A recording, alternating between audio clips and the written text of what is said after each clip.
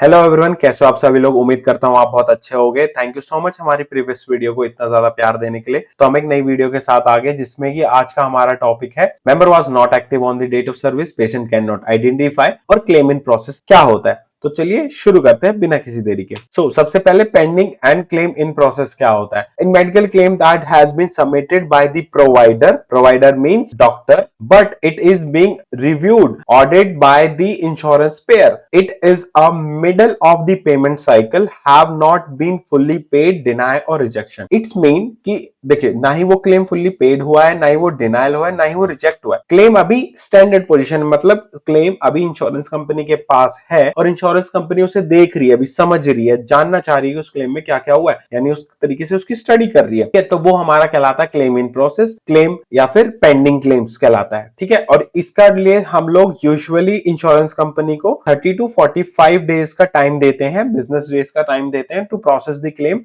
But ये कम ही होता है, उससे पहले इंश्योरेंस कंपनी हमें करके दे देती है, बट हम लोग इतना टाइम उनको अलाउ करते हैं। अगर इससे ज्यादा टाइम उनको लगता है तब हम उनको कॉल करके उनसे स्टेटस लेते हैं, उनसे अपडेट लेते हैं कि क्या हुआ क्या नहीं हुआ। इसका जो कोड होता है, जैसे कि मैंने बताया, हमारे यहाँ पे डिनाइल कोड्स होते हैं या सारे कोड्स होते हैं। हालांकि इसका कोई स्पेसिफिक कोड नहीं होता क्योंकि क्लेम इन प्रोसेस होता है तो उसका कोई कोड जनरेट नहीं होता है, बट इसका जो रिकॉर्ड वर्जन होता है वो होता है OA133. It's mean it is a basic acknowledgement of the claims with CPTs and the bill amount that shared by the insurance. Like insurance company से जब हमें इंफॉर्मेशन आता है, OA133 आता है, इट्स मीन कि इंश्योरेंस कंपनी को claim receive हो गया है और क्लेम अभी इन प्रोसेस में है, तो वो उसको टाइम लगा के अपना काम करके आपको दे देगी। ये डिनाइल नहीं कहता, ये नॉन डिनाइल के अंदर आता है, बट ये जरूरी है याद करने के लिए, इसलिए हम इसको दोबारा इस वीडियो में कवर कर रहे हैं। ठीक है, अब चलते हैं नेक्स्ट के अंदर, जो कि हमारा नेक्स्ट डिनाइल है। सबसे नेक्स्ट डिनाइल है हमारा मेंबर या डिपेंडेंट वाज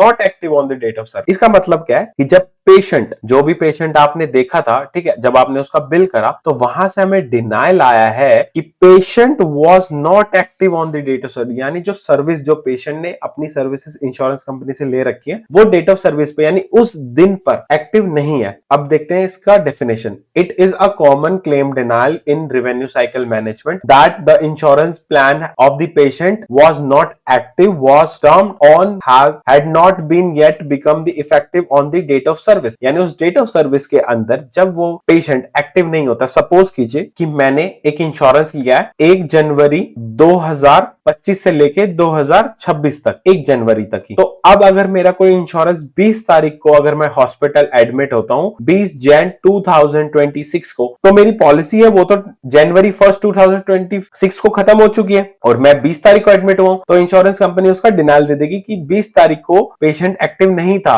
वो 1 जनवरी 2026 को ही डीएक्टिवेट हो चुका है। इसके कोड क्या होता है? इसका डिनाइल कोड होता है CO22, CO22 और PR272। ये दोनों डिनाइल कोड्स होते हैं। अगर आपको EOB में या फिर जहां पे क्लेम होता है, क्लेम के सामने ये कोड्स दिखाए जाते हैं CO22, तो मतलब आप समझ जाइएगा member was not active on the date of service, and PR27 same code होते हैं, बट एक PR फैमिली के अंदर आता है, एक CO फैमिली के अंदर आता है। चलते हैं नेक्स्ट अपने अंदर, नेक्स्ट डिनाइल के ऊपर। हमारा जो नेक्स्ट डिनाइल होता है वो होता है patient can not be identify. मतलब कि आपने बिल करा और उसके बाद आपने देखा कि वहां से हमें डिनाइल आया है कि पेशेंट को वो पहचानने से मना कर रहे हैं। सपोज कीजिए मेरा नाम है सिड, अगर मैं इंश्योरेंस कंपनी को अपने जो क्लेम फॉर्म होता है उसके अंदर अपनी जगह DD लगा दूंगा, तो क्या इंश्योरेंस कंपनी मुझे ढूंढ पाएगी? नहीं ढूंढ पाएगी। क्यों? क्योंकि मोस्टली इतने सारे क्लेम्स इंश्योरेंस कंपनी के इंडिविजुअल बंदे चेक नहीं करते हैं, वो मशीन से चेक होते हैं। तो उसी तरीके से अगर मेरे नाम से या किसी भी चीज से थोड़ी सी भी मिसमैच होता है तो इंश्योरेंस कंपनी हमें डिनाइल दे देती है इस चीज का।